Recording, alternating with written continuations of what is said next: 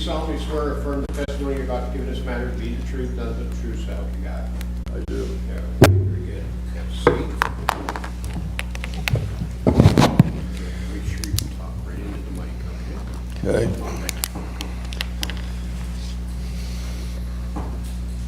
Would you tell us your name, please?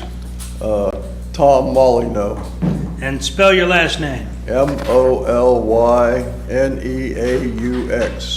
Okay. And Mr. Molyneux, speak up real loud for us, okay, so everybody can hear. All right? Okay. All right. Where do you live currently? I live at 944 Oak Brook Drive, Ashland, Ohio. And how long have you lived there? 17 years. And at the moment, do you live there by yourself? Yes. Who used to be there with you? My wife, And what was her name? Mary Lou. And Mary Lou has passed away, is that correct? Correct. When did that happen? October 27th, 2017. Okay, well, we're sorry for your loss, sir. Thank you. Did you two own a camper at Charles Mill Campground at one time? Yes, we did. Do you remember the lot number? 307. And do you own that still? No. Okay. And how long had you had a camper at the campground? I'm not sure how long we had it there. It was there for a long time. Okay. Years? Yeah, many years. And how often would you go down? Well, we didn't go down very often in the last few years because my wife was sick a lot. So I went down there in 2016 and, did the yard and set the camper up some, and we were gonna take a trip down there on the 4th of July. Okay. And how, when you said you went down to set the camper up, what did that involve? Well, I had to cut the grass, every week or so, and I had to put the awning down, put the chairs out, and get the camper ready to go. Okay. Did you have to do something inside at all to make sure it was ready? Not really, everything's there. We might bring stuff extra, like we'd have to bring food, but the refrigerator and everything is there, so we didn't have to do anything. So you didn't regularly keep food or those sorts of items in the camper? Well, I would when we camp regularly, but I hadn't camped, so I didn't have the refrigerator. Okay. And so you were planning on bringing that with you? Pardon me? You were going to bring that with you? Food? Yes? Yes. Okay. And describe your camper. What's it like on the inside now? In the front, there's a bedroom, then there's a little living room with a home entertainment center, then there's a kitchen, and as you go back, there's bunk beds, and there's a bathroom. And with the exception of food being inside, was it ready to be lived in? Yes. Okay, so it was move-in condition, I guess, as they say. Yeah, we probably would have done some more cleaning, but everything was there you would need. Okay. Everything you'd need to live in it. Yeah. Okay. And there come a time in, I guess, June there before July 4th that you came down to the camper? I think it was June 30th.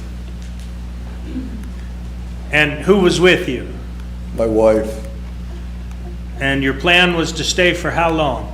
Well, we weren't going to stay that night. We were going to do some cleaning and get ready, make the bed and stuff. And then we were going to come down later. I don't remember exactly which day we was going to come down, but we were just going to get, things set up better.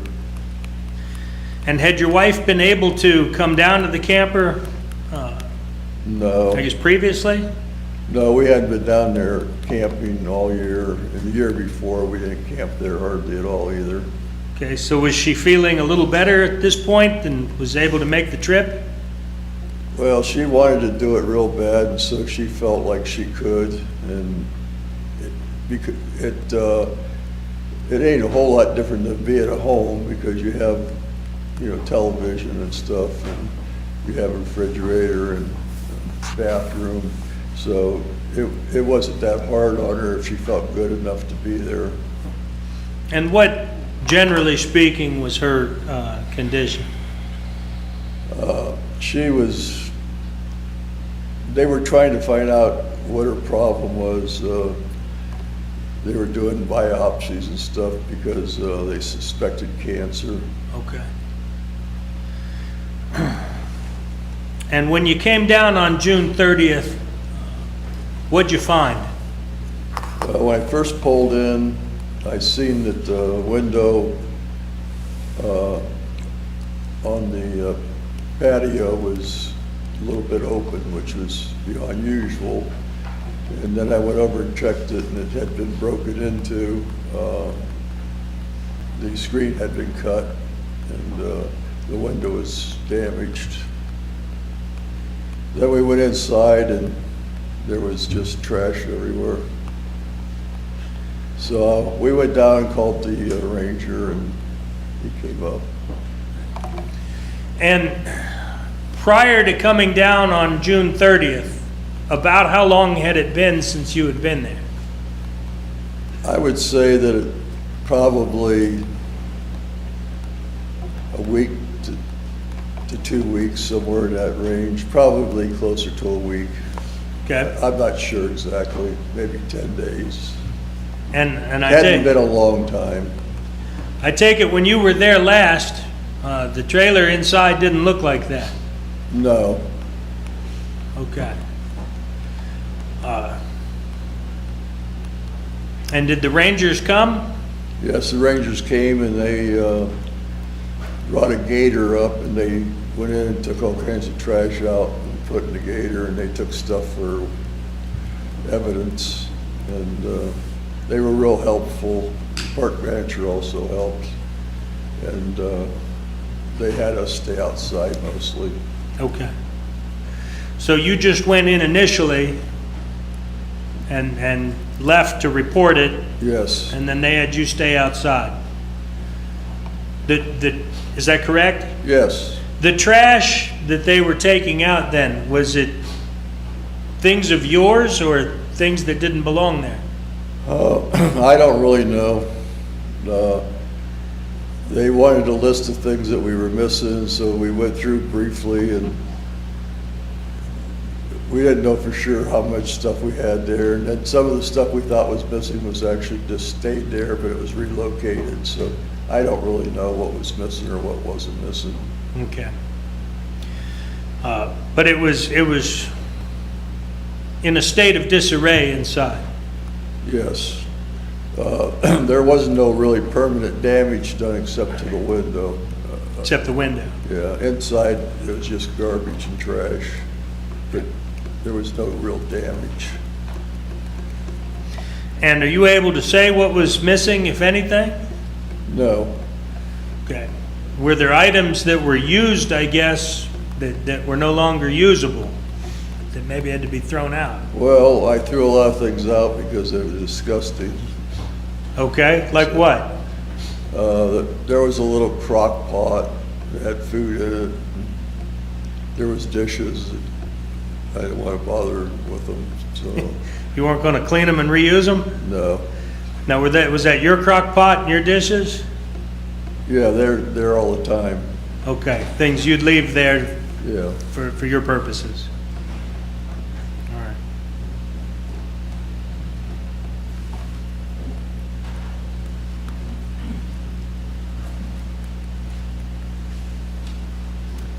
Judge, I'm going to show, let's see, states 220, 222, 223, 224, 225,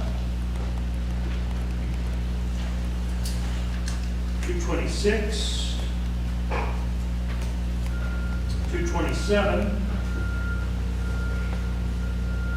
228, 229, 230, and 231, the defense.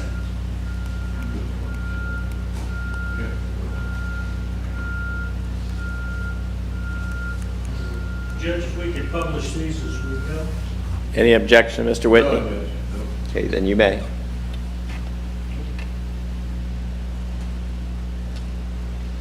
Go back here and start with one we already did. So, I'll show you State's Exhibit 220. That's my camper, or it was my camper. Okay? And is that the neighbor next to you there? With the blue awning in the picture? Sorry, I'm pointing, it's on a TV behind you. Yes. That's the point over here. Yes, that's our neighbor. Okay. That's the, do you know who lives there? Did you know them? No, I didn't really know them until this happened. They were new there this year, and we hadn't been there. They had been there a lot, I think, but we hadn't. So I just got to know them once we came down there. You met them after this? Yes. Okay.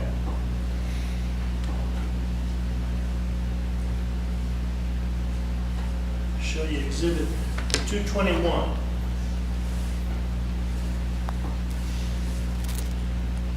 What are we looking at there? That's the front of the camper with the deck built onto it and the awning. Okay, so I think you said you came down before and got the camper ready with the awning and the chairs. Yes, Is that what we're looking at there? yes. Now, can you see in that picture the window that was cut? I'm not sure. I don't think you can.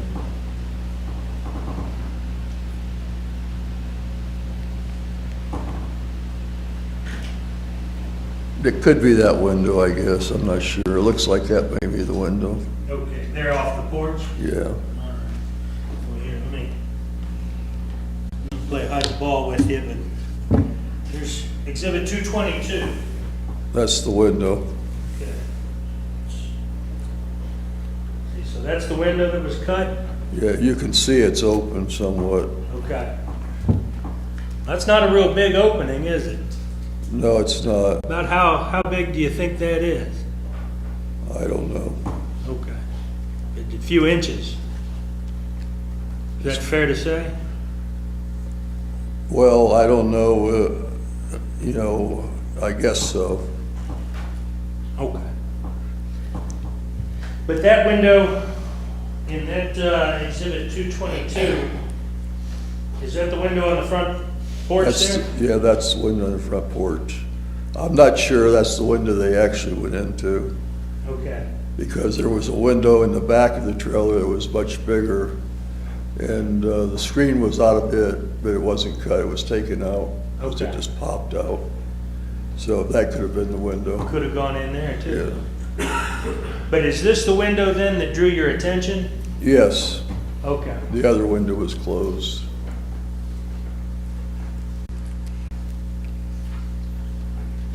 I'll show you. It's Exhibit 223. What are we looking at there? That's the couch I think that's the couch in the living area. Yeah. And then is this a view through the front door? Yeah, I guess it is. The windows are in the back of the trailer. Okay. Now all that, I guess I'll just call it stuff, on the floor and on the table and on the couch, it's pictured there. Is that things, was that like that when you left? No, So that's how it looked when you entered the trailer on June 30th? correct. Any of that stuff yours? I don't know. Hard to tell, huh? Yes. Okay.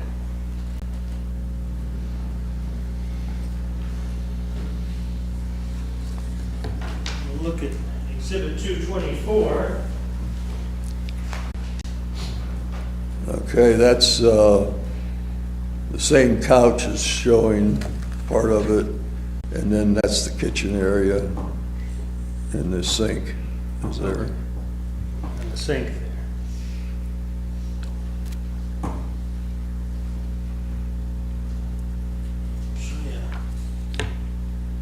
225.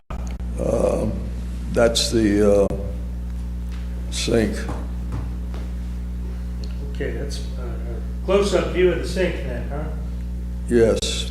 Well, take it, you didn't leave it like that. No. So all of that appeared there in the period of time you were gone. Yes. And then there's some dishes and whatnot in there. Yes. Is that your toothpaste? I don't think so. Okay. So that came from somewhere else then, huh? Fair to say? I guess. I don't know. I don't think we had that kind of toothpaste. It's kind of hard to tell sometimes when somebody just asks you what kind of toothpaste you use. You got to think about it for a minute, right? Yeah. But you don't think that's your brand? I don't think so. Okay.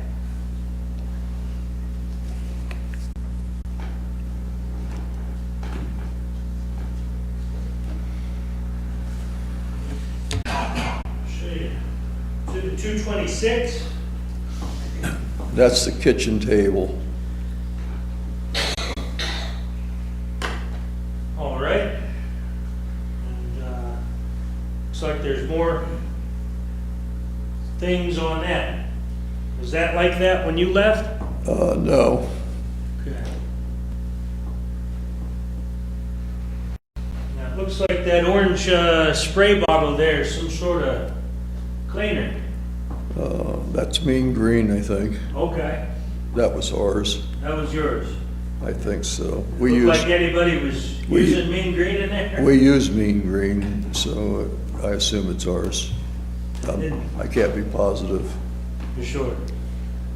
It didn't look like anybody was doing any cleaning, did it? No, I don't think so.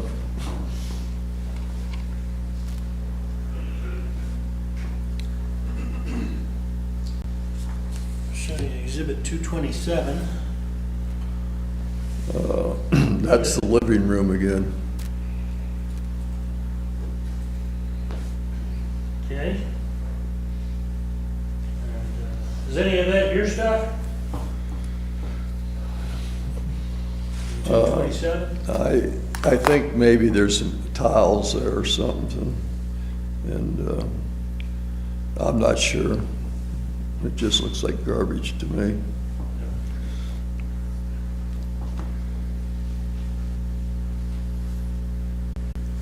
$228.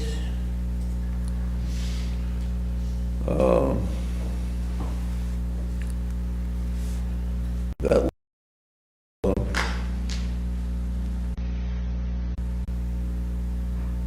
either the kitchen or the hallway. I think it's a combination possibly. Was that table there, is that the underneath of the blue table that's in the 227? This table here in 227, is that under? I'm not sure. Not sure? It could be. It's inside the trailer somewhere, huh? That could be the bunk bed. Okay. No, it can't be the bunk bed. It would, I don't know.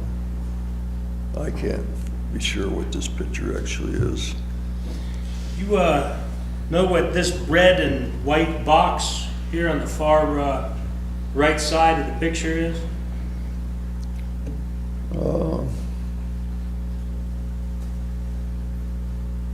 No, I don't know what it is. Okay. Looks like it says, It looks like it might be beer. you read this word here, does that say cigarettes? Oh, that's what it is, yeah, cigarettes. Okay. Do you or your wife smoke? No. Okay.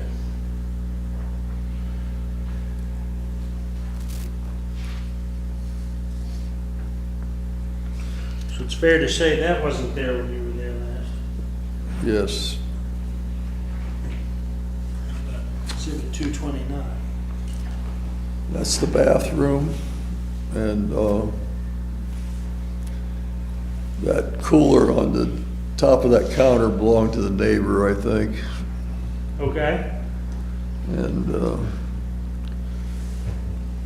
I The washcloth's probably ours and the waste paper basket, I suppose.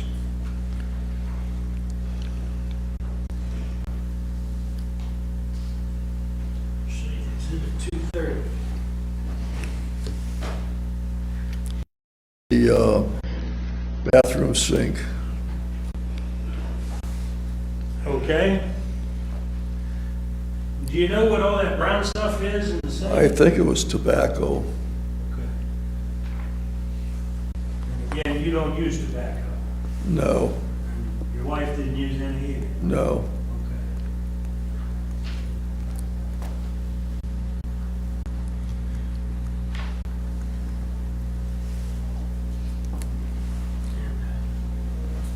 Exhibit 231.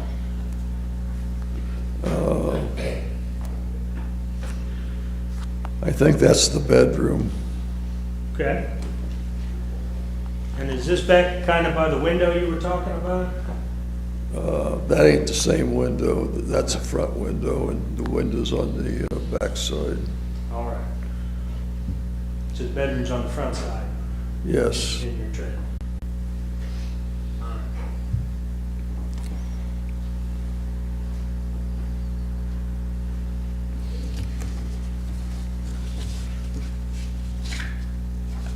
There were no clothes on the bed. The bed was just stripped. Oh, the bed was stripped? Yeah. Now it looks like there's... Well, we had blankets and stuff stored there, so Okay. But it looks like somebody kind of made the bed. yes. So what do you think was going on in your camper while you were going there? I think that somebody was having a camp out. Did you give permission for anybody to be in your camper? No, Do you give permission for anybody to use your stuff? no, Use your dishes or? no.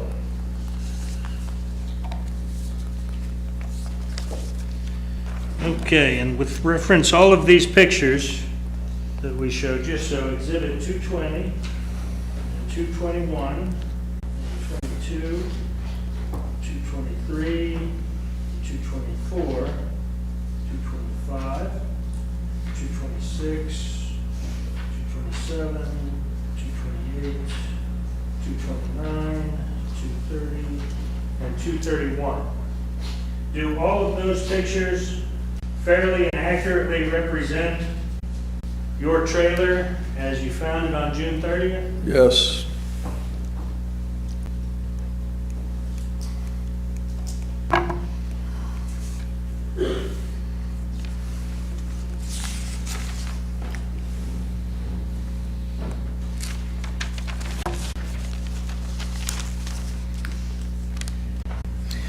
Now, did you find clothing in the trailer that didn't belong to you? I think there was some there that didn't belong to us. I think the Rangers might have taken some of it. And the Rangers, that was my next question, is you think the Rangers took some of it? Yeah, I think so. And Okay. anything else I threw away. Because you yourself, you did have some clothing there. Yes, I did. Had it appeared somebody had used it?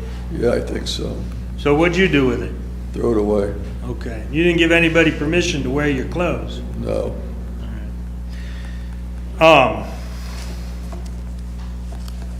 You sold your trailer at some point? Yeah, I sold it in August. I cleaned it all up and got it in pretty good shape, and then I was gonna sell it, and somebody wanted it, so I sold it to them. Okay. And they were aware somebody broke into it, I told them, And you told them? yes.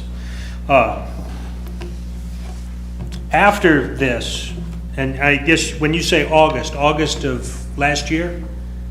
No, 2016, Okay. So you just had it maybe a couple months then, not even after this? yeah, about less than 2 months. Why'd you sell? I just wanted to get rid of it. And did you and your wife get to come down for July 4th? No, And did your wife ever get to come back down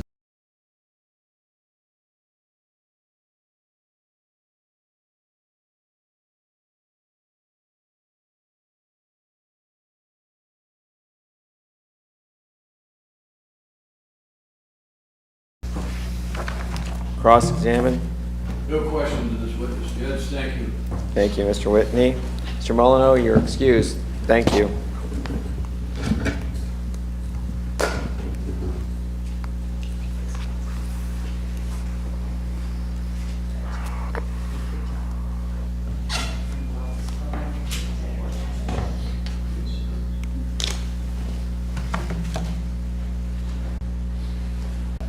All right, let's see. Call Mark Boggs, Your Honor.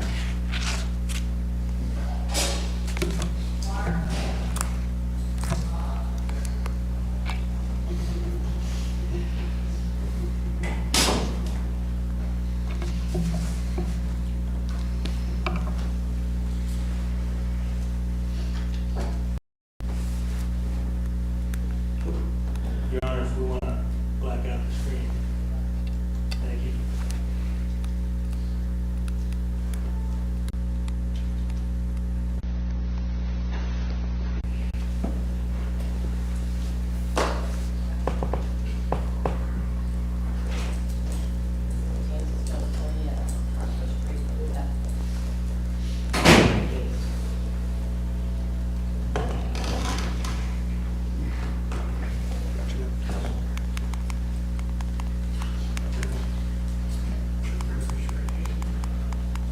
Sir, do you solemnly swear or affirm the testimony you're about to give in this matter to be the truth, nothing but the truth, so help you God? I swear.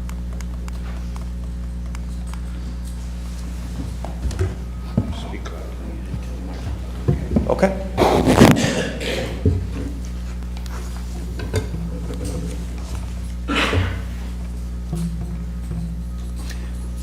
Good afternoon. Good afternoon. Would you tell us your name, please? Yes, Mark Boggs. And spell your last name. Last name is Boggs. And how are you currently employed? Currently employed as a police officer in the city of Mansfield. And how long have you been a police officer in the city of Mansfield?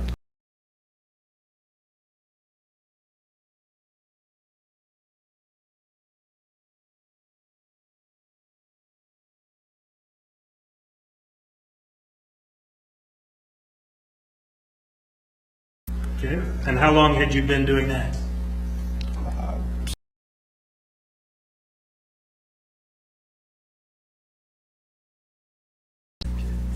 Now, the rangers down there, as a ranger at Charles Mill Lake Park, you're an employee of what, the Muskegum Watershed? Yes, sir. And would you be a certified peace officer in the state of Ohio? Yes. And I guess that's its own police force then for the watershed, It correct? is. Yes, sir. Okay.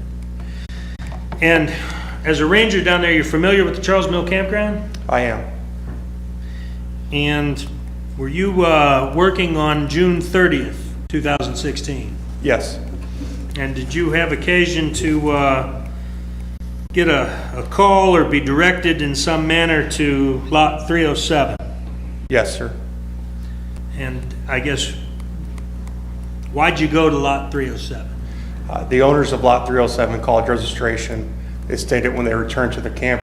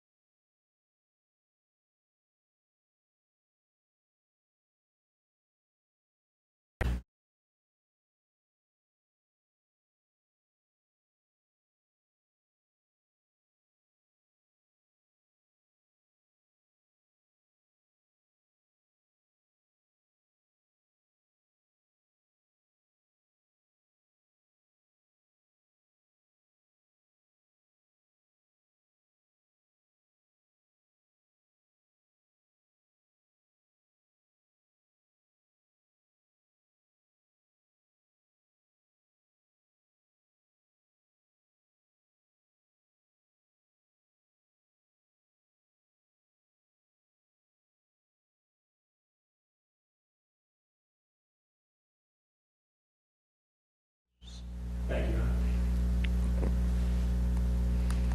Okay, that's Lot 307. yes, sir. Now, with the blue awning next door, is that Lot 306? It appears to be. Yes, sir. Now, had there been some, I guess, incident there about a week prior? Yes, sir, on the 23rd of June. Okay, and you were made aware of that? Yes, sir. So now here you guys are on, a week later, at 307. Yes, sir. Did you find that strange? Sure did. You have a lot of break-ins into trailers down at Charles Mill in your time there? Not a lot, no.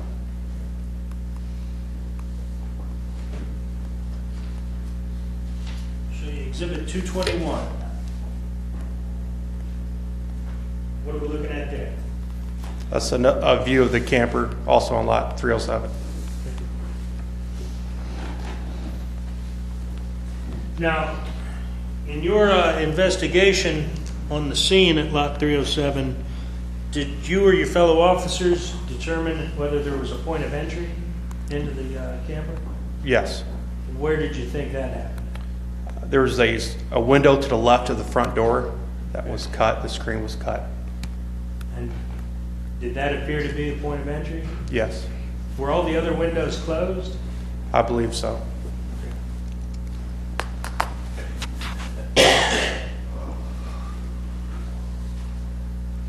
Show you Exhibit 222. What are we looking at in 222? That is the window to the left of the front door.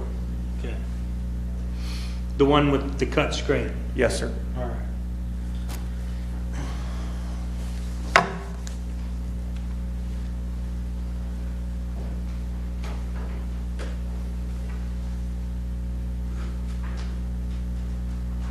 Show you Exhibit 223. What's that? That is directly inside the camper, lot 307, from the front door. Okay. And I take it, in this type of investigation, you would have to ask the residents that are ordinarily there what is amiss and what's not, correct? Correct. Okay, because had you ever been inside this camper? I have not. All right, so you wouldn't necessarily know what it's supposed to look like, right? Correct. Okay. Who knows, maybe some people live like that, right? Right. Okay. Was it your information that it wasn't supposed to look like that? It was correct. Okay.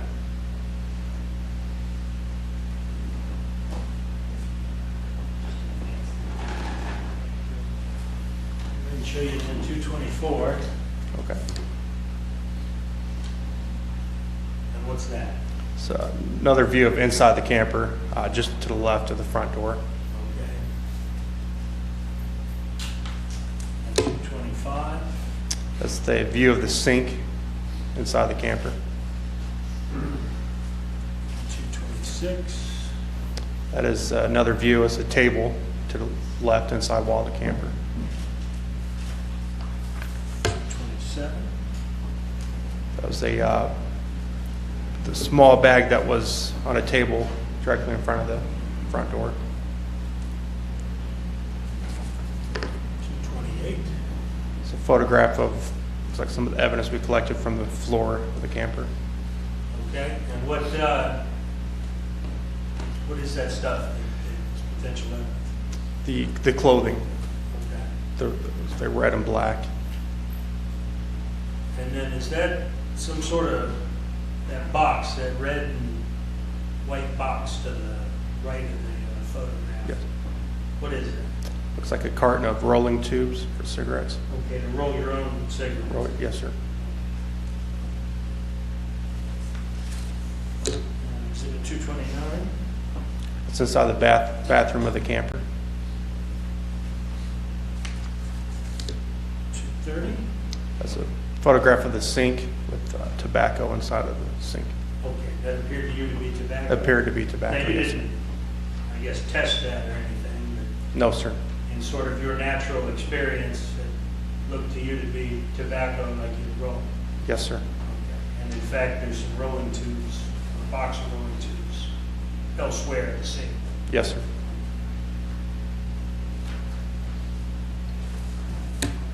Exhibit 231. That is the bedroom inside the camper to the right of the front door. Okay. Now, in the backside of that bed, is that a screen popped out of one of the windows? windows?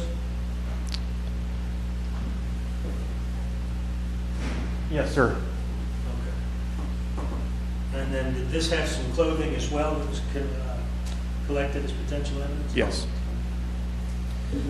All of these exhibits, here 220 through 231, do they fairly and accurately depict the scene at lot 307 as you saw it on June 30?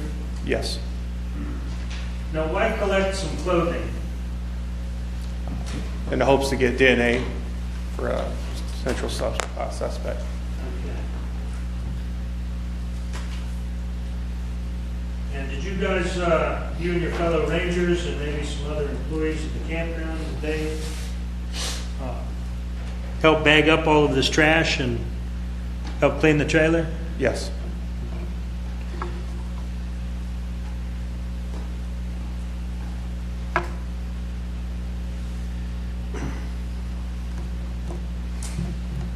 Now, there are, I guess, really two campgrounds within Charles Mill Campground, is that correct? Yes, sir. And we've heard from Donovan Linder, you know Mr. Linder? I do. Okay. That Eagle Point is in Richland County, and then the main campground is in Ashland County. That's correct. So lot 307 is in which county? It's going to be in Ashland County.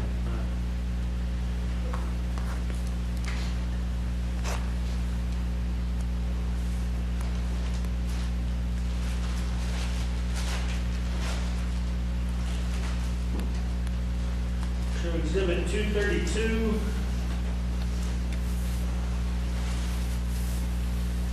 233 and 386. Two defense tests. I'll show you what we marked as 232. You recognize that item? I do. What is that? It's a large knife. And where'd it come from? It was collected from inside of the camper in lot 307.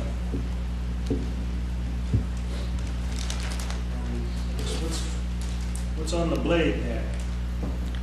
There's duct tape on the blade. That strike you as strange? Yes. And you found it in the trailer? Yes. And I take it wasn't supposed to be there? No. Now, these bags here, what did they document? They're evidence and property. They have the agency, the case number of the offense, victim, and date and time. Also a description. And is that then an item that was collected by one of the rangers? Yes. Who? Myself. Now, how do you know that? It's my handwriting, and then on the chain of custody, it's from Ranger Boggs. Okay. And what'd you do with it? I then gave it to Ranger Bittinger. And who's Ranger Bennett? He's their supervisor who controls the evidence. Okay. Show you exhibit 233. What is that? This is a pair of socks and a black t-shirt found on the bed in the front of the camper. Okay. And those are some of the articles of clothing we saw in exhibit 231, the photograph of the bed. Is that correct? That's correct. And who collected those? I did. And is that documented then in the chain of custody on the bag? Yes, sir. And who'd you give it to? I gave it to Ranger Bittinger.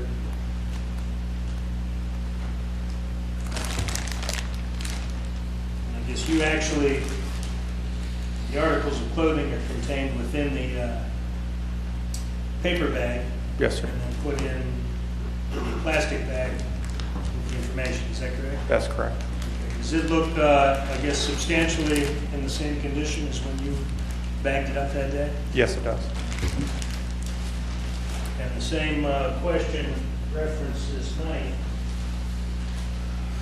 Exhibit 232, does Exhibit 232 appear to be in substantially similar condition as to as the day you bagged it up It does. and took custody?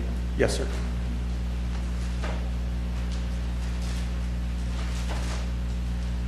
what is Exhibit 386? These are going to be black cutoffs from, appears to be track pants from the main living area of the camper.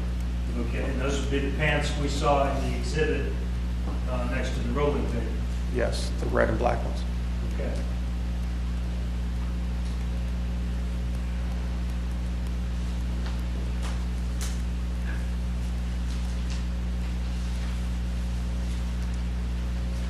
Just so we're clear, that's Exhibit 228. Yes, sir. Okay.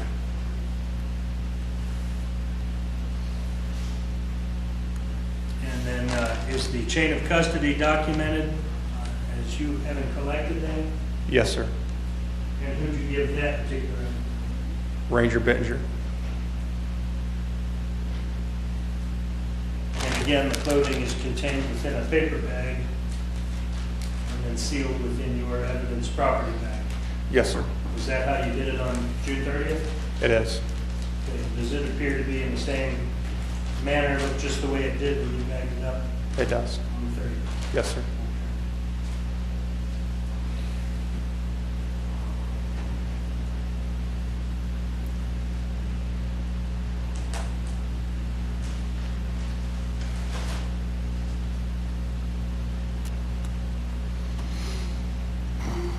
Was there a lot of trash contained within lot 307? There was. How much? Give us an idea. Took, to haul it out with several garbage bags full of trash. Large garbage bags. Was there an item that you found stuck in a tub of butter? There was, yes, sir. What'd that item look like? Appeared to be a homemade sex toy. I guess describe it as best you can. Okay. It was an open tub of butter. In the middle of it was a large, appeared to be a dildo. It was wrapped in a garbage bag. We actually took it apart once we collected all the evidence. You took it apart? Yes, sir. Just for what purpose? We had no idea why it was there, the purpose. So you just kind of dissected it? We sure did. And what was it made of?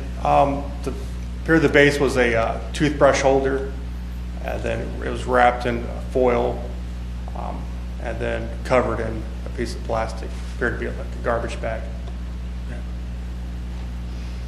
But you said it looked like what you referred to as a dildo. Yes, sir.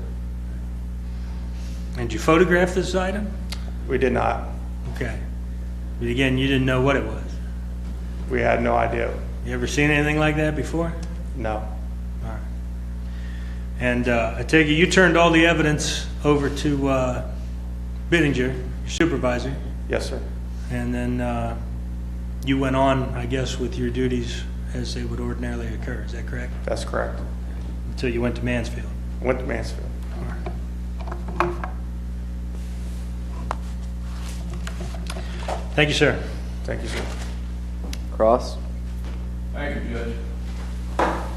Afternoon, Officer Boggs. Good afternoon. Sir, you had described a window to the right of the front door of this camper you've been talking about. Call it It's to the left. To the left to of the the left front. of the door? Yes. Okay. What would you say the size of that window was? Just approximately, investigate. Maybe 2 feet by 1.5 feet. It Was has, it divided in two sections? there was, yes. All right. And what would be the opening of the one section? If you know the size. I would have to guess less than a foot. Okay. Less than a foot in depth? Yes.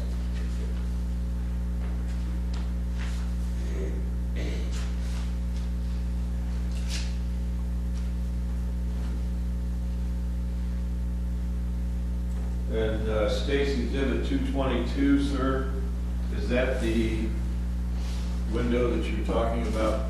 Yes, sir. All right, that's to the left of the door. Yes, sir. There was another window to the right of the door. I had it mixed up. Okay. The one you're talking about is this one to the left of the door. Yes, sir. Okay. Now, when you open that window, does it open completely open, or one part come up and then the other part come up Attorney Whitney, do you want this displayed to the jury as well? Not right now. Okay. Thank you. I didn't see it fully opened up, so I'm not quite sure how far it does open. Okay, but there are two sections to it. Yes, sir. Okay. And you would say 2 feet, this would be the width? Just a guess, yes, sir. Okay. Now, the depth of that window, as compared to the 2 feet you guessed here, that'd be less than a foot, wouldn't it? Yes, Less than 12 inches. yes. Okay. Thank you, sir. Redirect?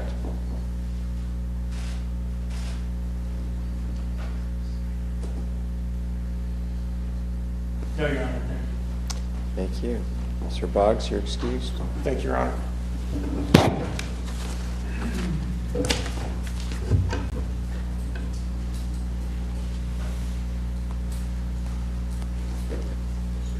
Mike Villager, please.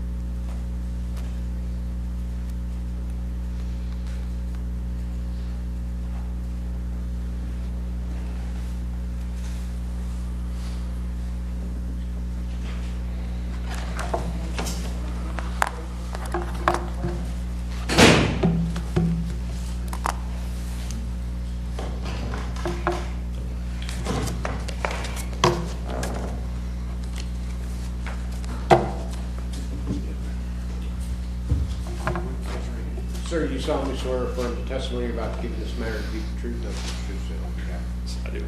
Okay. Speak loudly, you might.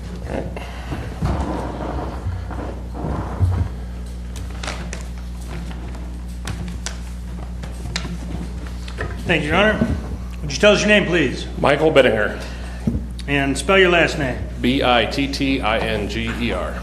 And how are you employed, sir? I'm employed as a ranger at Muskingum Watershed Conservancy District. And how long have you been a ranger there? 10 years. And did you work in law enforcement prior to that? I did, yes, sir. Where at? Mifflin Police Department.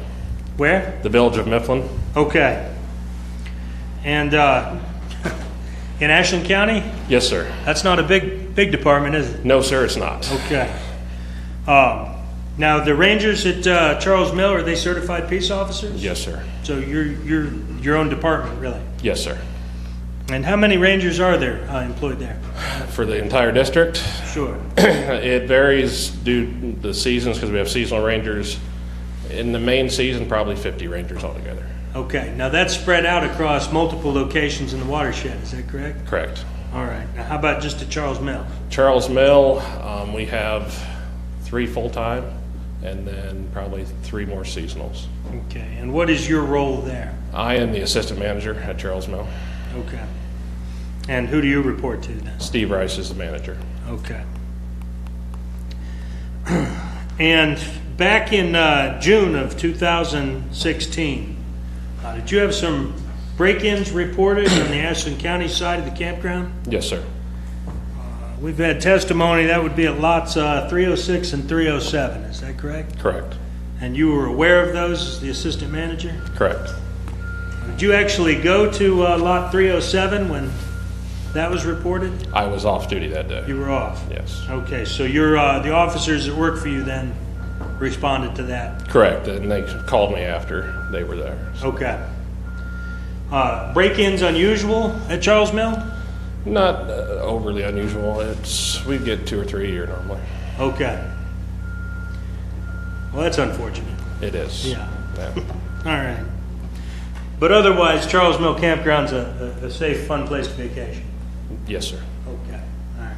Just, since they're streaming it, go. I appreciate that. Yeah, not a problem. Yeah. Okay. So then what is your role in reference to these break-ins if you're off? They called me in because I am the evidence custodian. Okay, and what does it mean to be an evidence custodian? I keep all of the evidence secure and locked up, so they turn it over to me and then I maintain. Okay, is it important to maintain the evidence? Yes, sir. Right. Are you the only one with access to the evidence then? Yes, sir. So what is the procedure then for if a ranger collects evidence? What are they supposed to do? If it's a minor incident, they lock it in a temporary locker, inform me, and then I get out of the temporary locker and secure it in the permanent evidence storage. Okay. And is that all within an office somewhere? The ranger station, yes, sir. All right, so you've got your own ranger station down there. Correct. So any officer can open up the temporary locker? Correct. They can open them, they can't open them once it's locked. There's a padlock that only I have the key to. Okay, so they can open it, but once they put it in, you can't get back in. Correct. And what's the purpose for having that particular system? That way nobody else, once they lock it up, it's secure and they can't gain access to it. Okay, even the rangers can't No. gain access to it? No, So you're it? I am it. Okay. And then you do what with it? I remove it from the temporary locker, put it into the permanent locker, and store it in there. I'm going to show you what we've marked. This 232, what has been identified as a knife with some duct tape over the blade that was collected by Ranger Boggs at lot, 307. Show you that. You remember that? I do. And did you take custody of that particular item? I did.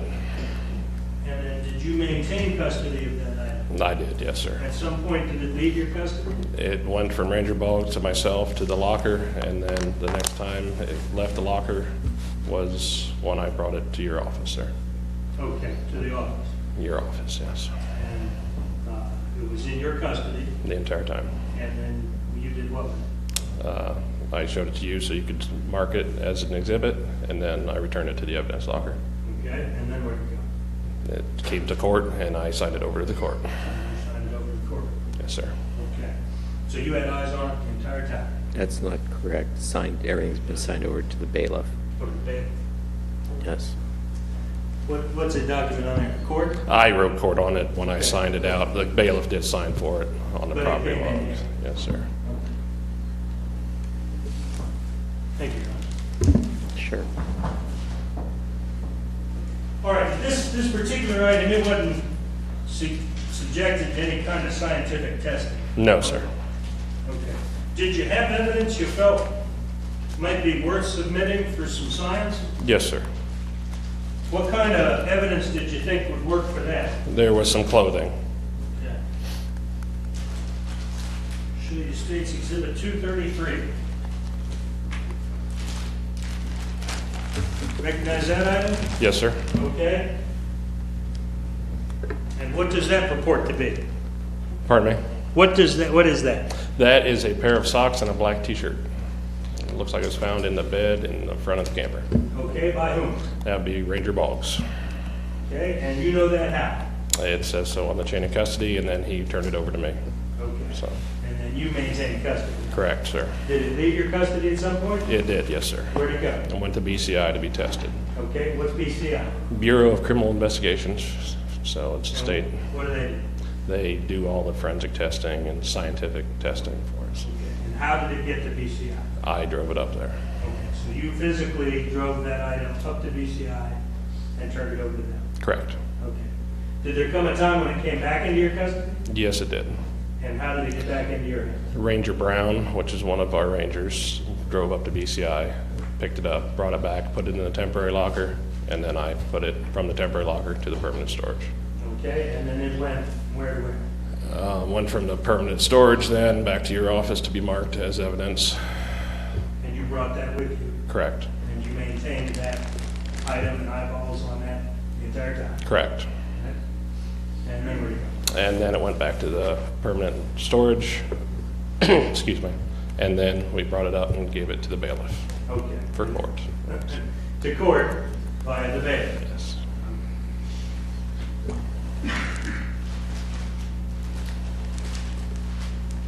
I'll show you State's Exhibit 386. is that? What's that? That is a pair of cutoffs from track pants. Okay. And where did it come from? It came from the main living area, collected by Ranger Boggs, and then he turned it over to me. Okay. And then what'd you do? I secured it in the evidence locker. And did it leave your custody at some point? It did. Where'd it go? Went to BCI, Bureau of Criminal Investigations also. Okay. In the same fashion as Exhibit 233? Correct. So you drove them both there at the same time? Correct. And then they were picked up By Ranger Brown. by Brown, Yes. and they came back to you. Correct. And then did you follow the same procedure as 233 with that exhibit? 386. 386. Yes. And the times that it was in your custody and control, there's both, all three here, was 232, 233, and 386, do they all appear to be in substantially similar condition as when you had them previously? Yes, sir. Now, how do you pick what goes up to BCI to be tested?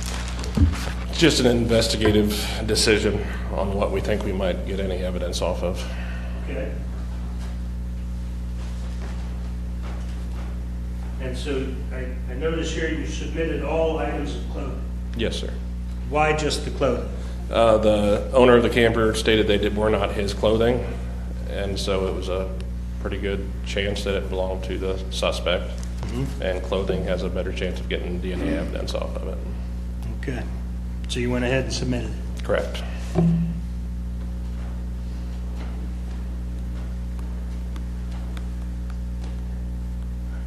Thank you, sir. Nothing further. Cross? Thank you, Judge. Officer Bittinger, the knife you identified in Exhibit 232, did that go to BCI? No, sir, it did not. And sir, this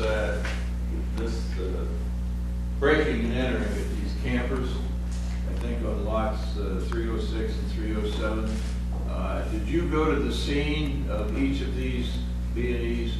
After they were already investigated, I went and talked to the campers afterwards, but I was not there for the investigation of them. Well, what day do you think you might have gotten there? It'd probably been a few days later I talked to the owners. days? Yes, sir. Was anything pointed out to you as to point of entry for each of these, either one or both of these camper trailers? The one, they thought they went through the window to open the door, but like I said, I was not there, so I don't know. That was just the owner. You didn't investigate either window? No, it was already investigated before. Okay. You're an officer for Mifflin Police Department, Yes, sir. and is that supervised by Chief Bittinger? Yes, sir. That'd be a relative? That'd be my brother, yes, sir. Brother? Yes, sir. Thank you, sir.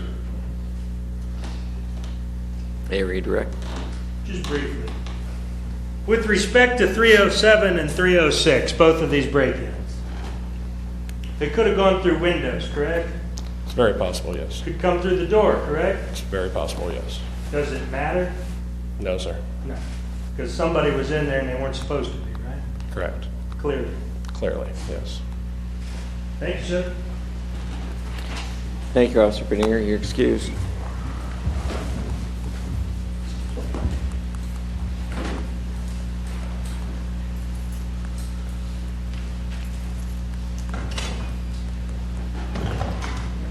Matt Brown, you're on.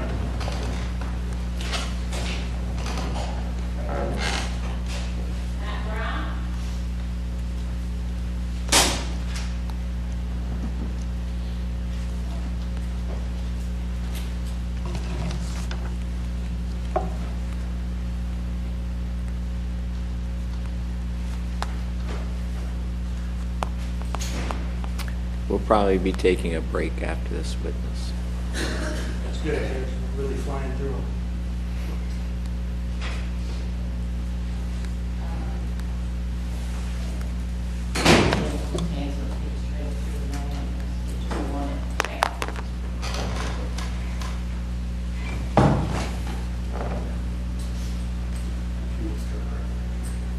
Sir, you solemnly swear affirm the testimony you're about to give this matter to be the truth and nothing but the truth?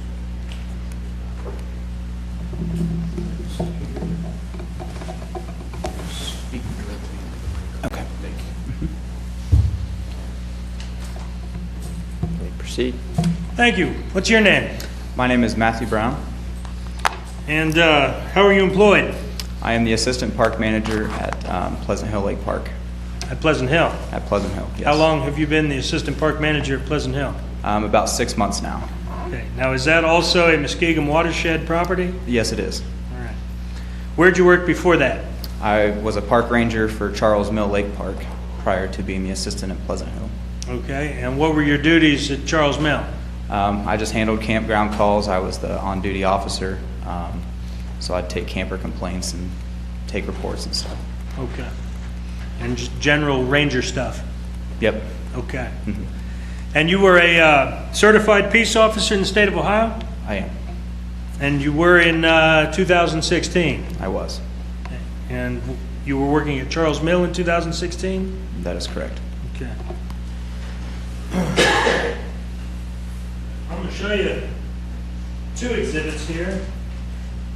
First, Exhibit 233 and Exhibit 386. Do you recognize those? I do. And how are you familiar with those items? I picked these up from BCI in Richfield, Okay. So BCI is what? Bureau of Criminal Investigators. And what do they do? They analyzed evidence that's submitted and tested for different stuff. Okay. So you got sent to Richfield to pick up those items. I did. And what did you do with both? I picked them up from Richfield. I took them back to Charles Mill, and I placed them in the temporary evidence locker. And once they're in the temporary evidence locker, who has access to it? The only person that has access to the temporary evidence locker is the Deputy Chief of Law Enforcement and the Assistant Park Manager at Charles Mill. Okay. And is one of those guys Mark Bittinger? Or Mike Bittinger, sorry? yes. Okay. And in fact, does the chain of custody form as to both of those exhibits document your activities relative to those two exhibits? Yes. And does it document who got it once it went into the temporary locker? Yes, it does. Who was that? That was Mike Bittinger. And do both of those items appear as they did when you picked them up in Richfield and drove them back to Charles Mill Lake Park? Yes.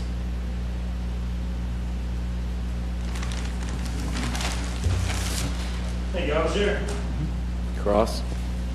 No questions, this witness, Judge, thank you. Okay, thank you. You're excused. Thank you. Actually, do you have one more short witness? I didn't think this would be a 5-minute witness. He's real short. Or do you want a break at this time? We could take a break. Okay. Ladies and gentlemen, it's 2:05 on the courtroom clock. We're going to take a 15-minute break. Again, please remember the court's admonishments not to discuss this case among yourselves. Don't let anybody discuss with you. Don't form any opinions. Don't draw any conclusions. The case hasn't been submitted to you. Don't go out and do any research on your own. Court's in recess.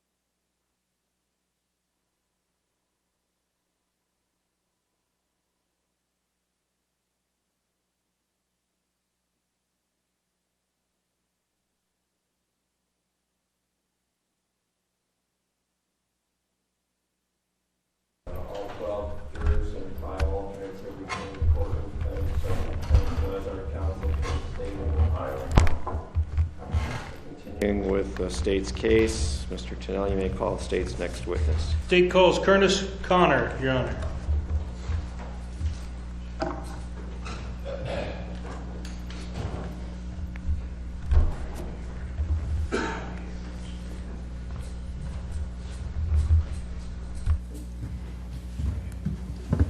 Sir, you solemnly swear or affirm the testimony you're about to give in this matter to be the truth, nothing but the truth, so help you God. Yes, sir. All right. If you would. Let's see. Let's speak directly in the mic, okay. Good afternoon. How you doing? All right. How are you? Okay. And what's your name? Kirk Connor. Okay. Mr. Connor, you got to speak up so everybody in here can hear you, okay? All right. All right.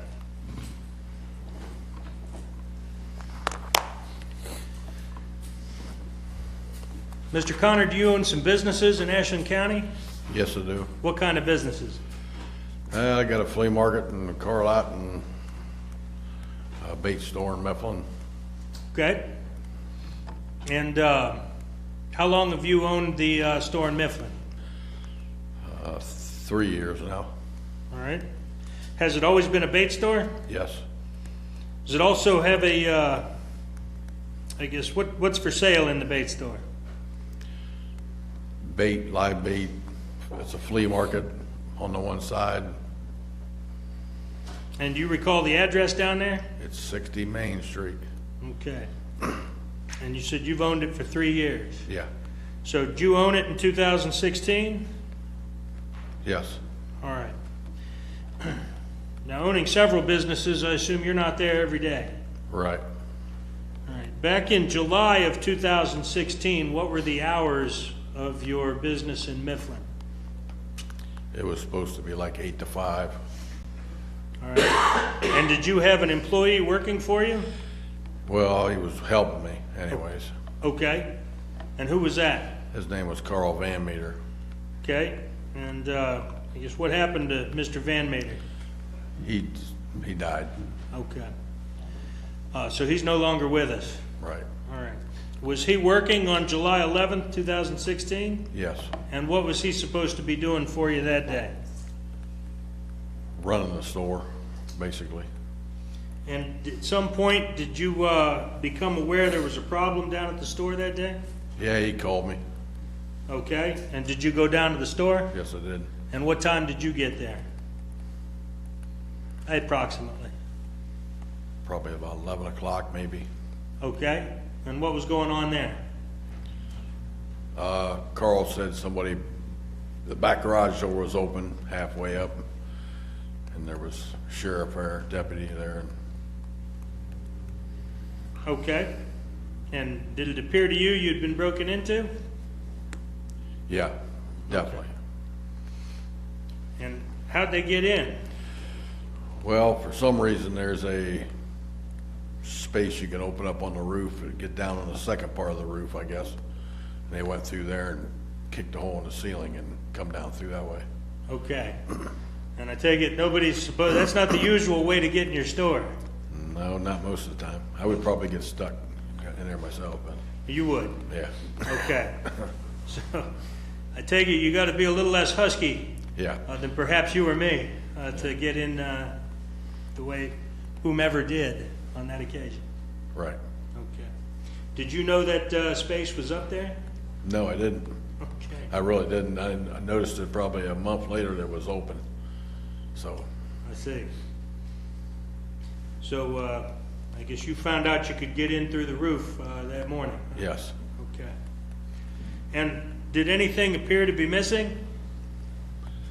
I couldn't really tell. I know it was toilet paper missing because I just bought it.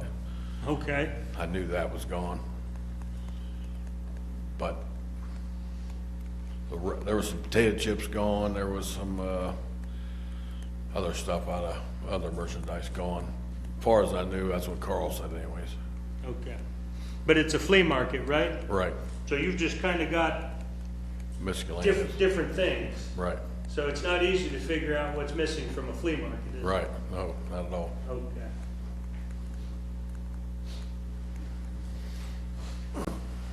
Show council 234, 235, 236 and 237.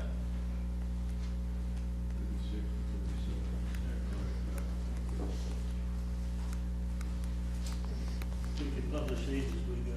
Any objection? No objection. Thank you. I'll show you what we marked as State's Exhibit 234. What are we looking at there? Well, that's a hole in the ceiling somebody knocked down.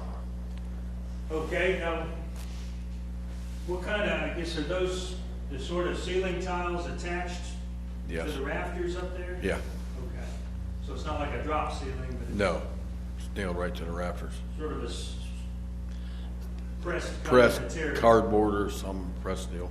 Okay. Nothing you'd want to stand on. No. All right. I'll show you State's Exhibit 235.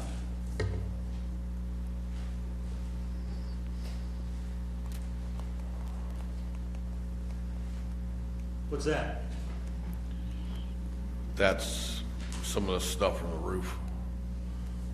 Okay, That when the ceiling come down. so that'd be underneath, I guess, this hole in the ceiling. Right.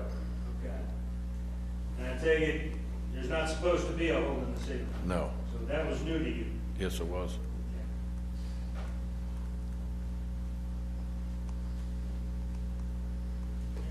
236.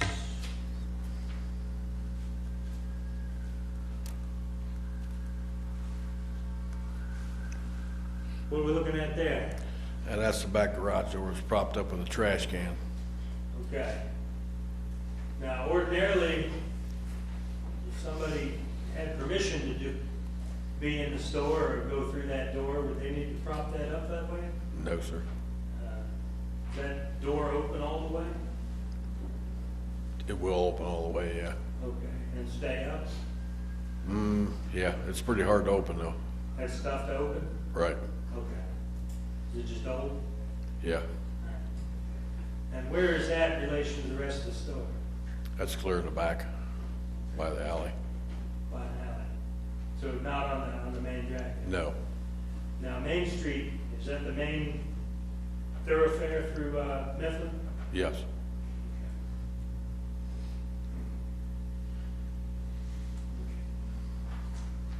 I'll show you State's Exhibit 237.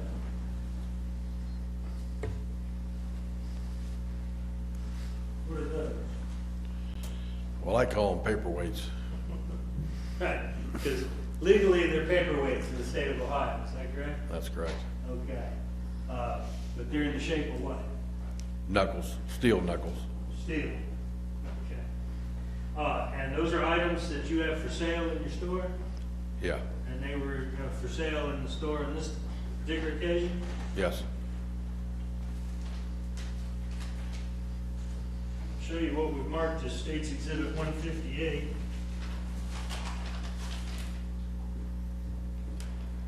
Does it look like that? Yes, it does. Okay, so 158 here would be an item at least similar to what you had for sale in your store in July of 2016. Right.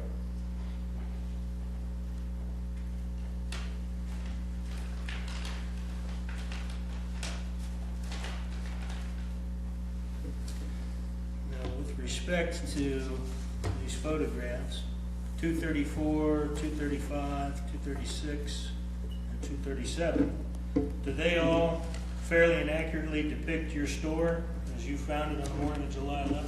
Yes, sir. Now, you said a deputy was there when you got there? I believe he was already there, yeah. Okay. And so, a report of this break-in was made at the sheriff's office then? Yeah.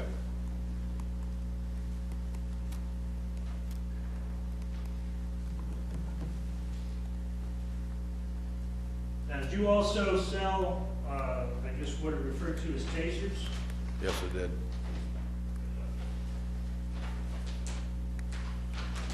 I'll show you 144 and 148. 144 and 148. Do those look like anything you had for sale? Yes, I do. One or both? Both of them, Oh, both, right. okay. I take it you had more than one of these for sale at your store? Yes.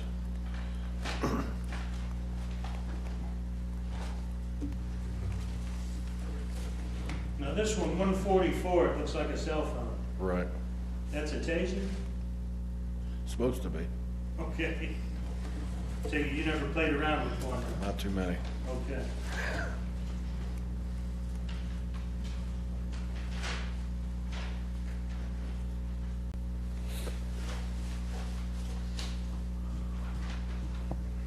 Now, with respect to all three of these, the two tasers, 144 and 148,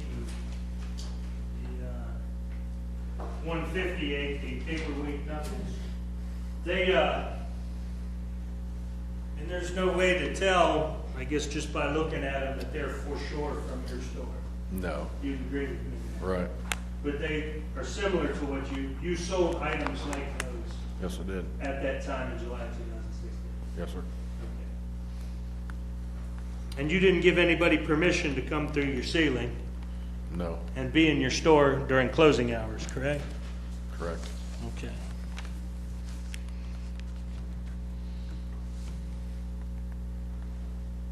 You also sell coolers? Yes, I do.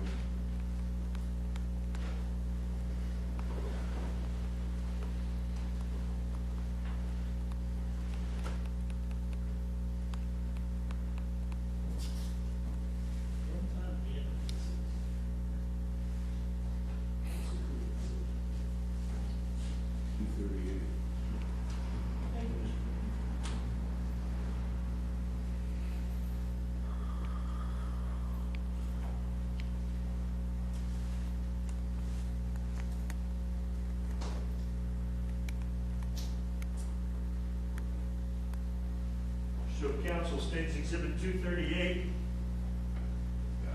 Right. Mr. Connor, what does 238 appear to be? Cooler with wheels on it. I do sell them like that too. And you sold coolers of this sort in your store? Yeah. Okay. Back here a little bit.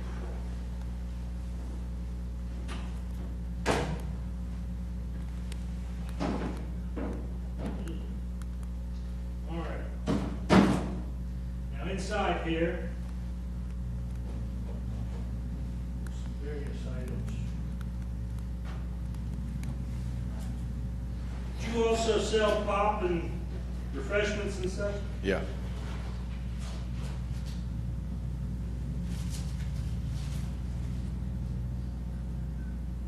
Popsicles?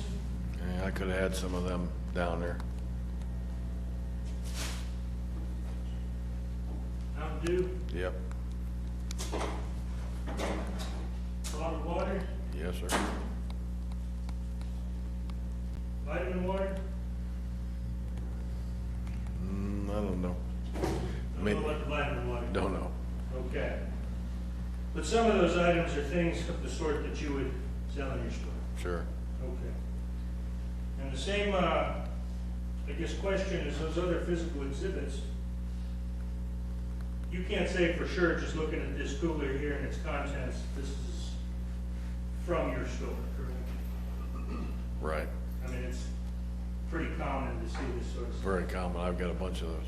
Yeah, you yourself have probably in different stores. Mm-hmm. Okay. But you sold blue coolers like this? Yes, sir. Okay, and items like that in your store in July of 2016? Yes, sir.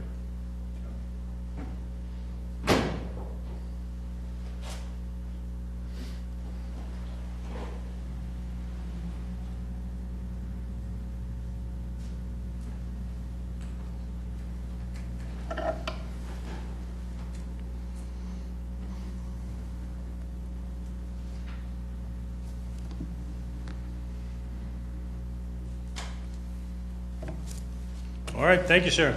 Thank you. Ross? You're not done yet, sir. Thank you, Judge. Mr. Connor, this, two tasers that you looked at, said they were similar to one sold in your store. Take a close look at both of them. Yeah, they look about like some of the stuff I had. Okay. Did the one have something on it that appeared to be a flashlight on one end? Some of the tasers do have flashlights on them, yeah. Did you look at these exhibits, number 144 and 148, and determine that one of those had a flashlight on the end? I'm not sure if that black one does or not. I got several different styles, so I'm not real sure. Okay, well, if you had one style that you sold had a flashlight-like apparatus on the end of it? Yes, it did. Okay, so that would be common to your store and the goods that you sell. Right, Be correct? yeah. All right, so thank you. Redirect.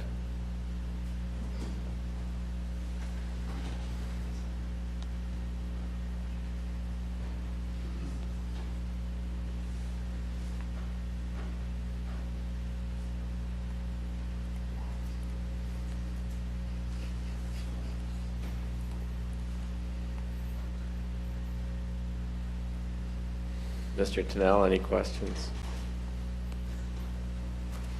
Yeah, I guess I'll go ahead and show you the taser. Find out. Show you exhibit 148. Let's take a look at it. Just asking you questions. Is that the light there in the end? Yeah, it looks like it. Okay.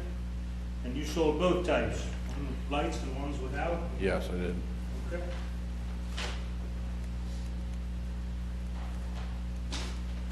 Nothing further.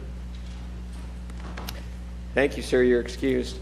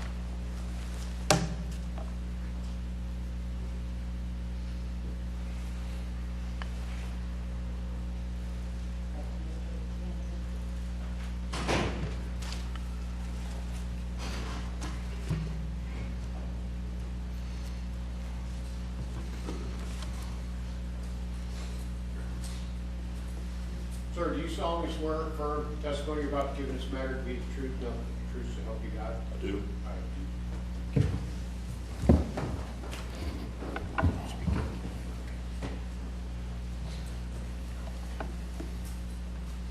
Proceed. Thank you, Your Honor. Would you introduce yourself, please? My name is Scott D. Smart And how are you employed? by the Ashland County Sheriff's Office. And what do you do for the Ashland County Sheriff's Office? I'm Detective Lieutenant in charge of our Detective Bureau and a Lieutenant for our Enforcement Division. And how long have you been with the Ashland County Sheriff's Office? Going on 25 years. And you are the lieutenant in both the Detective Bureau and the Enforcement Division? Yes, sir. Okay, so that pretty much puts you in charge of everybody on the road and everybody investigating crimes. Is that fair to say? I'm the lieutenant for all the patrol deputies, yes, sir, and I directly supervise all the detectives, yes, sir. Okay. And I take it you were so employed in July of 2016. Yes, sir. Did your agency take a report of a break-in at 60 Main Street in the village of Mifflin? Yes, sir, we did. And what business is that down there? It's the Mifflin Flea Market, I believe is what it's called Okay. at that time. Who owns that? Mr. Connor, Kirk Connor. Okay. And when was that report taken? That would have been July 11th, 2016. All right. And what officer took that report? Sergeant Kitts took that initial report. Okay. And what happened to Sergeant Kent? Sergeant Kitts passed away almost a year ago. Okay. And that report, however, lives on as a record of your agency, is that correct? Yes, sir, it does. And patrol was working, I guess, reporting to you at the time? Yes, sir. All right. And were there any, I guess, investigative leads at the time of that break-in? The to try to initial solve it? The initial report was sent to the Detective Bureau for review. We did do a follow-up. Matter of fact, I did a follow-up on that, and there were no direct leads as a result of that. Okay. Now we'll move forward slightly to September, specifically September 19th of 2016. Did you again become aware of, I guess, a potential site near the village of Mifflin? Yes, sir. Okay. What was your involvement with that on September 19th of 2016? That site was located on County Road 1908, right at the intersection of County Road 1095. It'd be the southwest section. There's a wooded lotted section there. And it was brought to our attention that there was a fort/a campsite in those woods. And who brought that to your attention? It was, I'm not real sure exactly who it was. It was as a course of the investigation that was going on at the time. Okay. Could that information have come from someone at the Ashland Police Department? It could have very easily come from the police department. Okay. But at any rate, you were made aware there was a site? Yes, sir. Okay. And did you travel to this wooded lot off County Road 1908? Yes, sir. Myself and two other detectives did. Okay. Now let me go back slightly to 60 Main Street. What county and state is that located in the village of Mifflin? Ashland County, Ohio.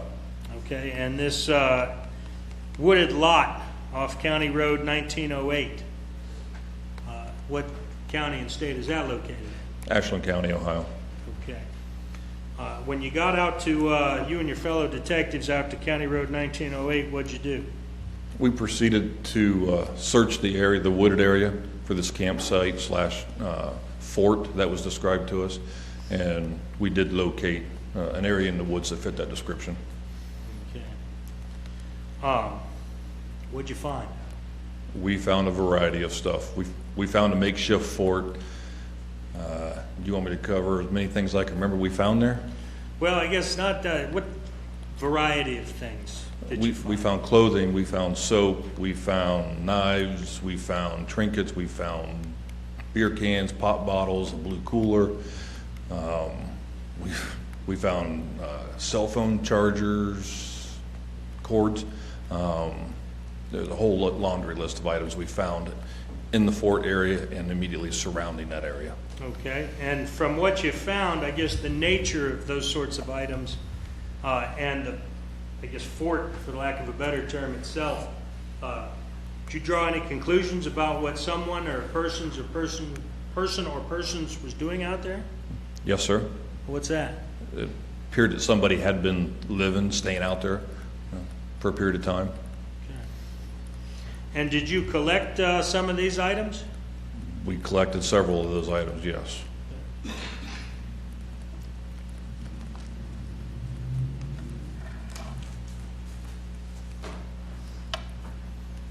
Show defense counsel states exhibit 239, 240, 241, 242, and 243.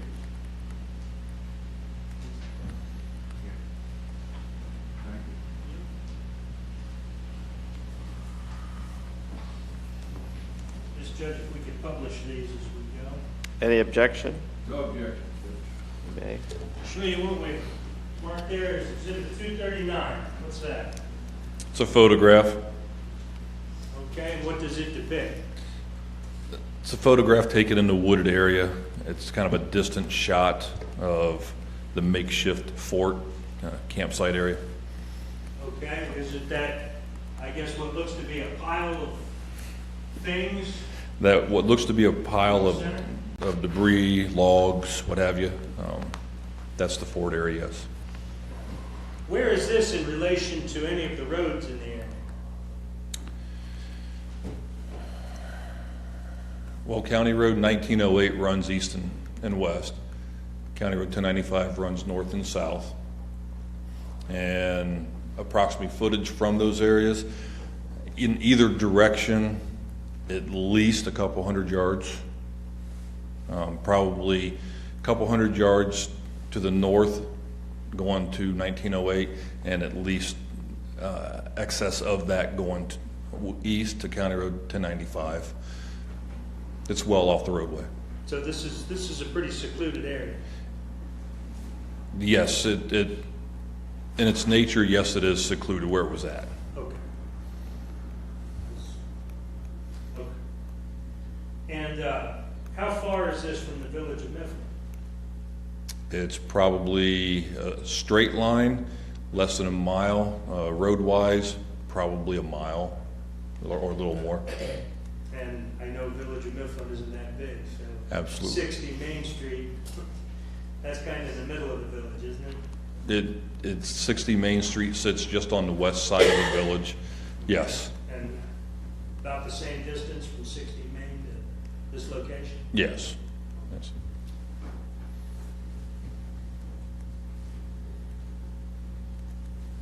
Exhibit 240.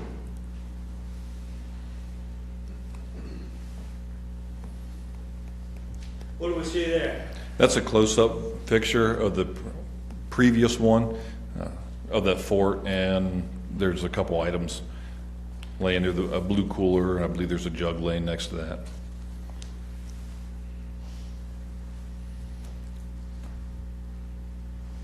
And any of those items and items that you found there, they appear to be associated with that report that was taken. Referenced that July 11th burglary in the village, or breaking and entering in the village of Mifflin. In particular, yes, there is one item. What's that? It's a blue cooler. Okay. And is that cooler the blue item pictured there, just to the left of the center? Yes, sir. Picture? I'll show you what we've marked as State's Exhibit 238. Do you recognize that item? Yes, sir. What's that? It's the blue cooler that we recovered from this location on 1908. Okay, so that is the cooler that's pictured And then, 240? yes, sir.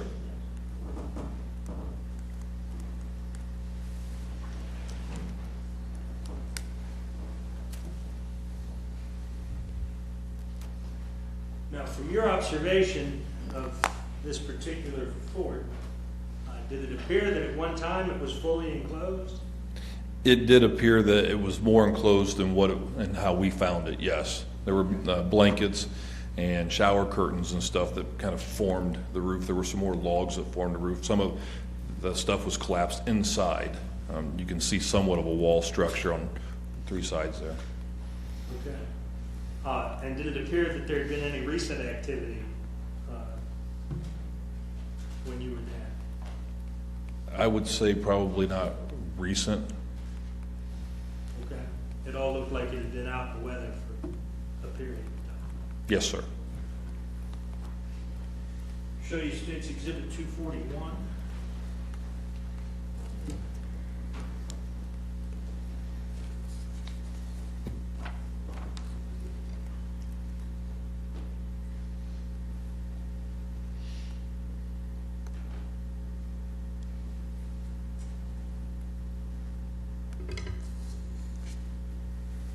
What's that? It's a close-up picture of some of the items that were inside this fort, like a blanket, sleeping bag. Okay. So just sort of generally the interior of the fort. Yes.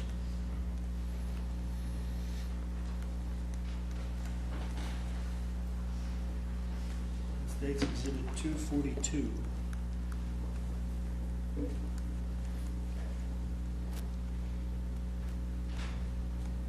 see there? That is a photograph of the inside of the blue cooler. It's sitting there. So inside of 238? Okay. Now, there's no water in 238 now. Looks like there's water there in 242 when you took the picture. Did you pour the water out? The actual, you're not talking about the water, but you're talking about that actual water that's floating around inside it? Floating Yes. there in the cooler. Yeah, that water was poured out, yes. Yeah, you didn't want that riding around in your car. Yes, it was poured out there in the woods. There wouldn't be anything of evidentiary value in that water. As far as I'm aware, no. And you in fact collected the cooler Yes, sir. along with multiple other items that were located out there? Yes, sir. Okay. And is that what this yellow card is here attached to the top of the cooler? The yellow card attached to the top of that cooler is an evidence tag card. Yeah. It's associated with the white tag on that cooler that describes what that item is. Okay. The yellow card establishes the chain of custody. And who collected this particular cooler? I did. And where'd you take it? To the sheriff's office. Okay, and then where'd it go? It went into the evidence locker. From there, it went into an evidence room where it stayed until it came here. And then it came here? Yes, sir. Brought it in. I did. Okay, and you signed it over to court personnel? Yes, I did.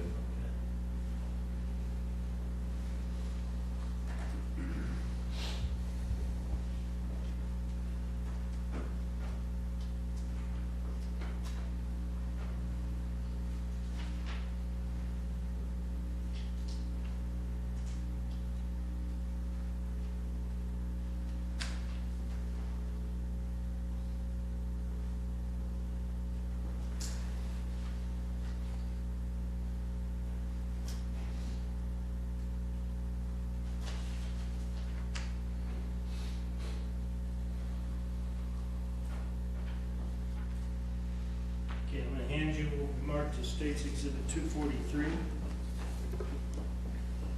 What is that, Doug?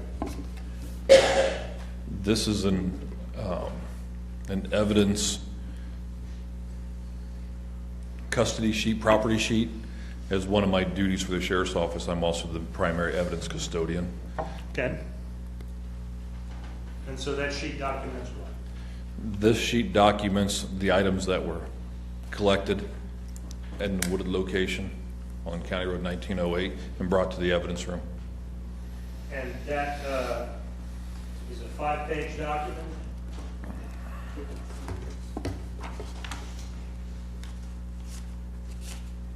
Yes, sir, it is. And it includes the blue cooler?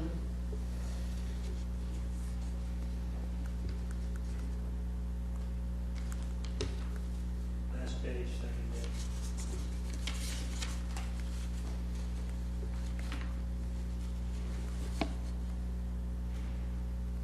The blue cooler is listed on there, on this list of items, page 5, second entry.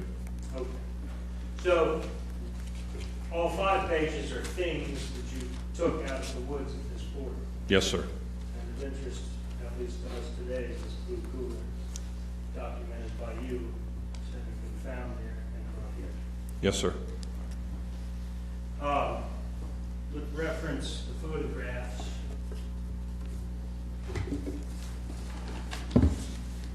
.239, 240, 241, and 242.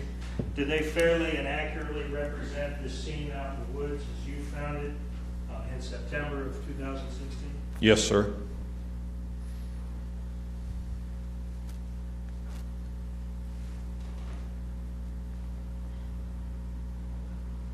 Thank you, Lieutenant.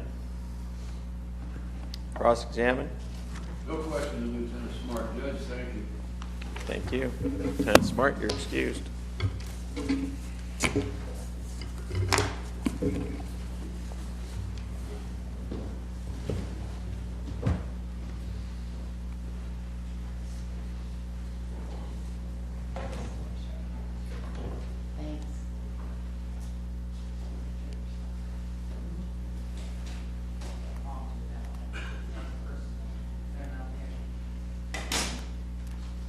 Cody Major.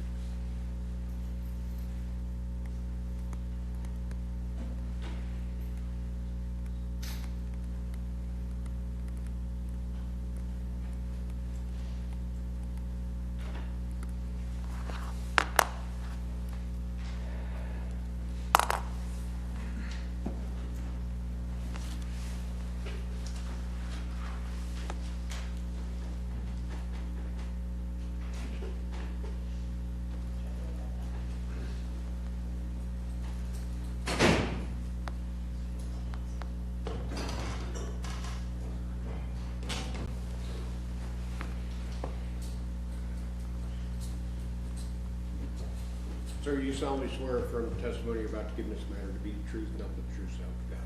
I do. Okay.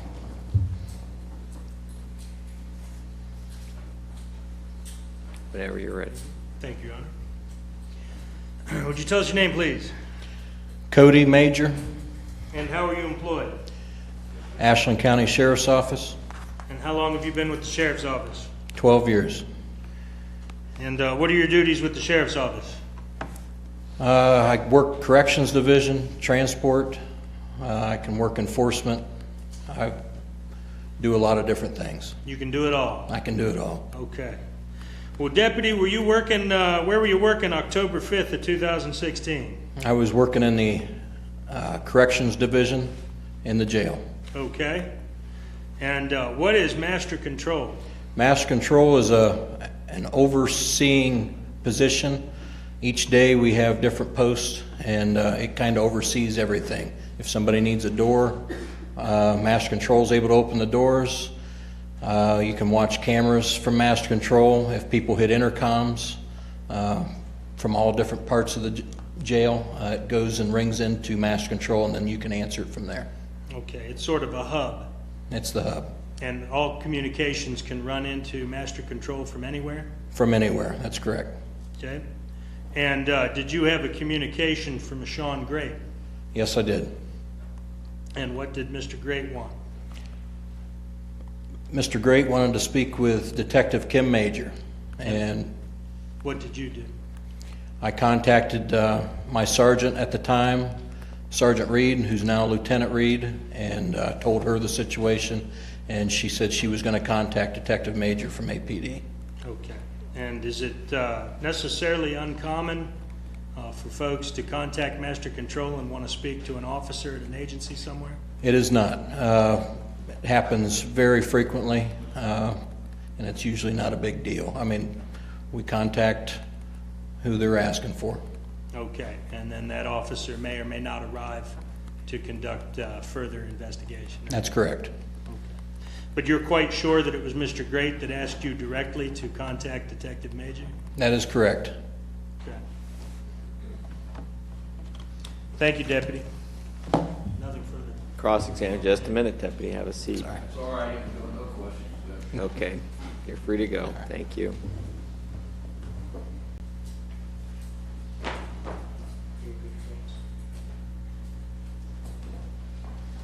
Your Honor, Deputy Major has to go back and relieve the next witness. Okay. It's now 3:02 p.m. The court will be in recess until we have our next witness ready to go. Again, jury, please don't discuss this case among yourselves. Please remember all the court's admonitions. They're still applicable. Court's in recess until our next witness is ready to go. Thank you. Thank you.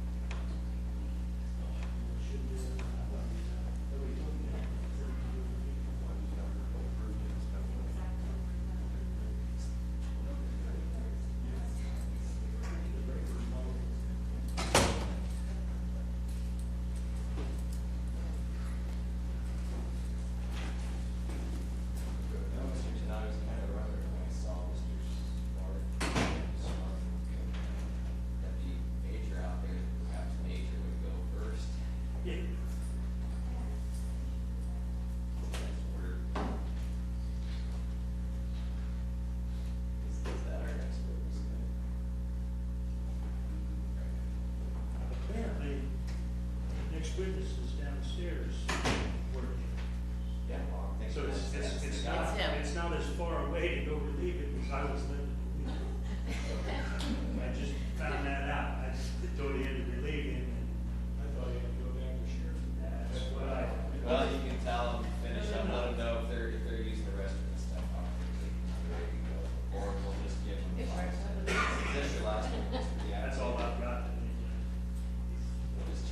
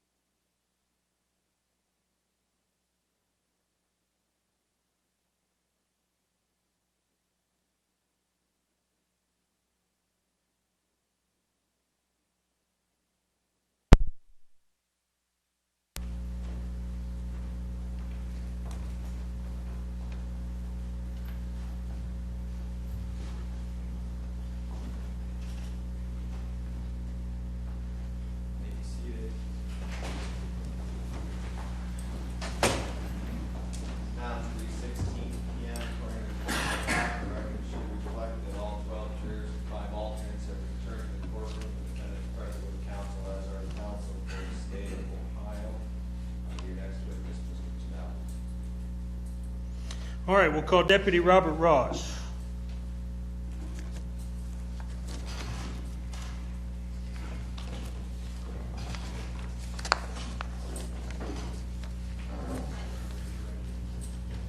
Sir, you solemnly swear the testimony you're about to give in this matter to be the truth, nothing but the truth, so help you God. I do. Speak directly.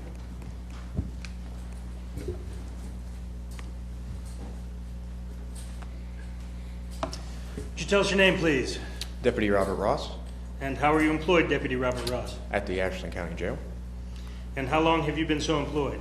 I've been employed there for about 3.5 years. And were you working there in September of 2016? Yes, I was.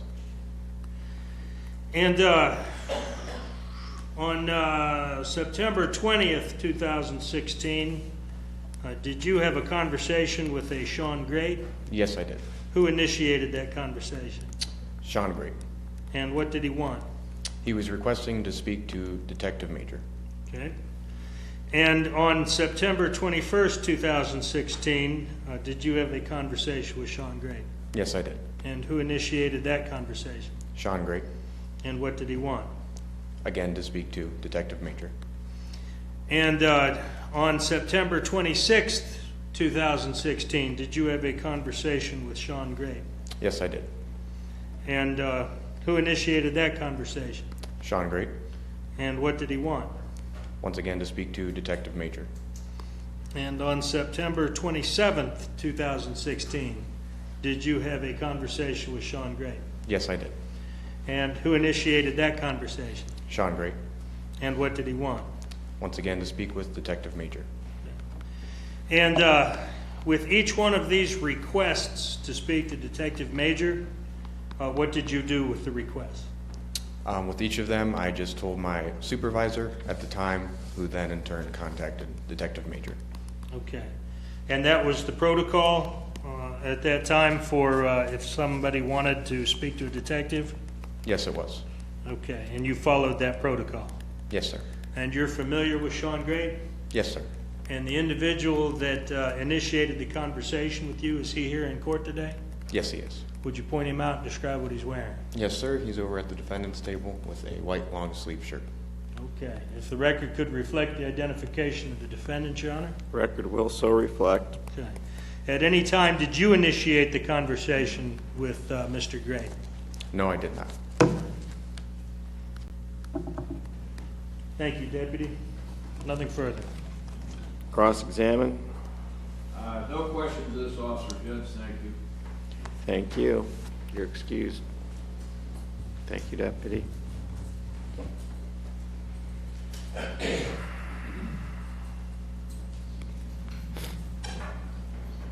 Any further witnesses today, Mr. Tennell? No, sir. Nobody till tomorrow morning. Okay, what time's your first witness subpoenaed for tomorrow morning? 9 a.m. Okay, ladies and gentlemen, we're going to conclude early today. It's now 3:20 p.m. courtroom clock. So we're going to excuse you for the day and ask you to be back here again tomorrow at 8:45 a.m. in the jury room like you did this morning. We got started pretty well this morning, even considering the court having to deal with the matter in chambers beforehand. So see if we can't do as well tomorrow. Again, please remember the court's general admonitions. And please make sure you remind your family members not to send you anything via text or email that concerns this case. Don't send any pictures. I know you have to talk to your family members, but you have to be very careful if you're utilizing those services to make sure you don't receive something from a family member that's inappropriate.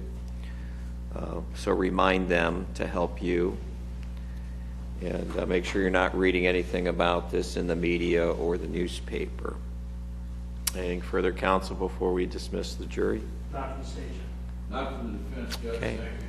Thank you, jury. Court will be in recess for the day, and you're excused until 8:45 tomorrow morning.